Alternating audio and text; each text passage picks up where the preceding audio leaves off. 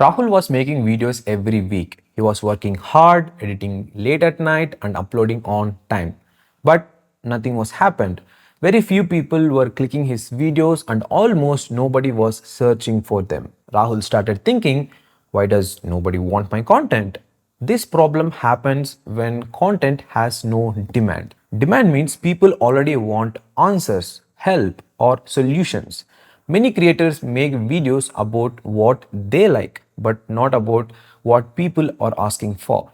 YouTube works like a search and suggestion machine. You already know that. If in case you don't know, yes, this is how YouTube works. If people are not looking for your topic, YouTube has no reason to show it. This doesn't mean your content is bad. It only means the topic is wrong. To fix this, first stop and think like a viewer. Ask simple question like what problem I'm solving and who needs this video right now. Content with demand talks about problems, doubts, mistakes and how to fix them. Another reason for no demand is being too general. When a video is for everyone, it feels useful to no one. Clear content for one type of person works better.